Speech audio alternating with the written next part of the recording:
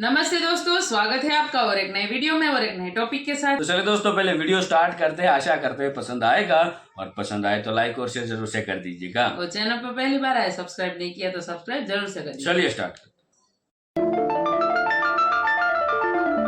बदले ना गए हमसे तो हालात अभी तक, करते ही रहे लोग सवालात अभी तक। अफसोस के साथ कहना पड़ता है कि हर नया साल एक आस और उम्मीद के सिवा कुछ नहीं लाता। सख्त फैसलों के नाम पर कड़वी गोली अवाम को खिलाई जाती है और कहा यह जाता है कि इसके फवायद मुस्तकबिल में मिलेंगे, लेकिन वो मुस्तकबिल है कि आने का नाम नहीं ले रहा। आ जाएगी, घबराओ नहीं। कड़वी गोलियां खा खा कर अवाम का मिजाज भी कड़वा हो गया। पानी में ऐसा जहर डाल के दे दो कि हम लोग मर जाए, हमारी जान छूट जाए जिंदगी से। रोटी तक छीलनी है इन बगैरतों ने। बाबरा शरीफ, नवाज शरीफ, फलाना शरीफ, शरीफ ही शरीफ आ रहे हैं, समझो। ये हुकूमत नहीं है, फिरौन है, और हम इस फिरौन को पैर की जूती में रखते हैं। 77 साल गुजर जाने के बाद भी हम वहीं खड़े हैं। मजबूरी है, बहुत हो गया। एक एटॉमिक पावर, 24 करोड़ लोगों का मुल्क, वसाइल से भरपूर, क्या नहीं है हमारे पास। जय हिंद दोस्तों, नमस्कार। आप सभी का स्वागत है। सबसे पहले आप सभी को हर हर महादेव और महाशिवरात्रि की आप सभी को ढेर सारे शुभकामनाएं। महादेव का जो आशीर्वाद है वो आप सभी पे बनी रहे। तो ये थी पाकिस्तानी एंकर फिजा खान, जो गिरगिट से भी ज़्यादा तेज रंग बदलती है जैसे ही इसको पता चलता है कि पाकिस्तान के अंदर सरकार बदलने वाली है। क्योंकि कोई भी 5 साल तो पूरा करता नहीं है, वैसे ही फिजा खान जो है पलटी मार लेती है, तुरंत से पलटी मारती है। लेकिन खैर, पाकिस्तान के अंदर कुछ लेटेस्ट खबरें आ रही है पाकिस्तान से, और वो ये है कि IMF की टीम जो है वो पाकिस्तान शायद पहुंच गई है।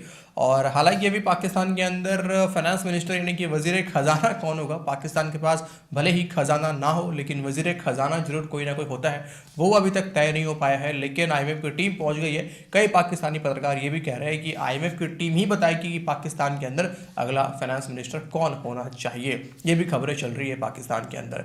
लेकिन कुछ खबर ये भी है कि बलूचिस्तान के अंदर हमला हुआ है। हालांकि पाकिस्तान की मेन स्ट्रीम मीडिया, आप सब तो जानते ही हैं कि इन खबरों को कवर नहीं करती, क्योंकि उनके लिए सब कोई बड़ा बात तो है नहीं। लेकिन पहले बढ़ते हैं वीडियो में आगे। और IMF की टीम पाकिस्तान पहुंची है, तो उसने क्या शर्त रखे हैं पहुंचने से पहले, और पाकिस्तान अब क्या करने वाला है और क्या बेचने वाला है, वो चलते हैं आगे, वीडियो में पता चलेगा। लेकिन आगे बढ़ने से पहले वीडियो को लाइक करें, शेयर करें, और चैनल पर नए हैं तो चैनल को सब्सक्राइब करके बेल आइकॉन को प्रेस करना काफ़ी ज़्यादा इंपॉर्टेंट है। सबसे बड़ा चैलेंज जो है वो है इकोनॉमी का। यस, कि इकोनॉमी के जो हालात में, जिस गड्ढे में हम गिरे हुए हैं, खाई में, बल्कि उससे निकलना भी है। उसके लिए बहुत कुछ करने की ज़रूरत है। ऊपर से महात्मा साहब ने उनको खत लिख दिया हुआ है, उसके बाद और ज़रा ऐंठ गए हैं। वो तो शॉर्ट टर्म के अंदर फौरी इस क्राइसिस से जो निकलना है डेट ट्रैप में से, तो हमें अपनी कोई चारा नहीं है सिवाय इसके कि फैमिली सिल्वर ही बेचनी पड़ेगी। कि ख़ास तौर पे लॉस गिविंग जो हमारे पब्लिक सेक्टर के अंदर प्रोजेक्ट्स हैं, जैसा कि स्टील मिल, PIA, ब्ला ब्ला ब्ला, इनको बेचा जाए। ऐसी मुश्किल यानी वो टर्म्स एंड कंडीशंस जो है वो लगा रहे हैं। इसको कैसे फेडरल कैबिनेट जो है वो डील करेगी, जो है फाइनेंस मिनिस्टर बनेंगे, जिनके लिए औरंगजेब साहब का नाम आ रहा है, तो ये तो वक्त बताएगा।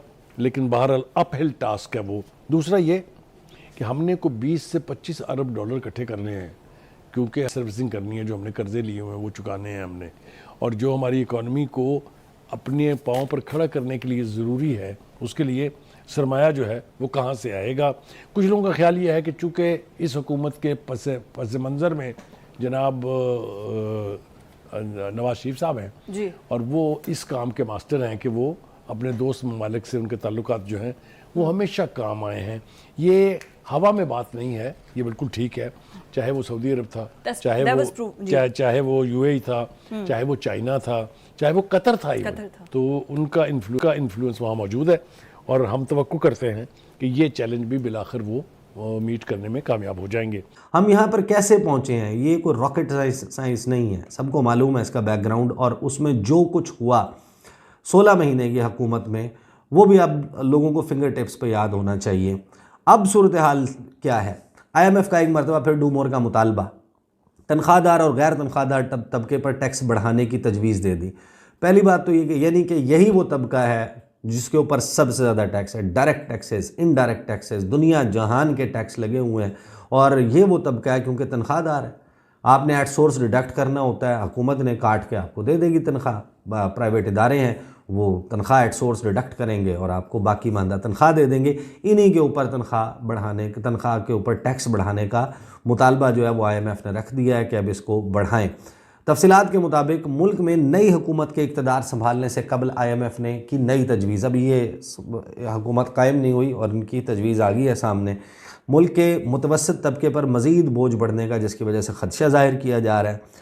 IMF ने तनख्वाहदार और गैर तनख्वाहदार तबके पर आयद टैक्स की शरह बढ़ाने और टैक्स स्लैब की तादाद 7 से कम करके 4 करने की तजवीज़ दे दी है।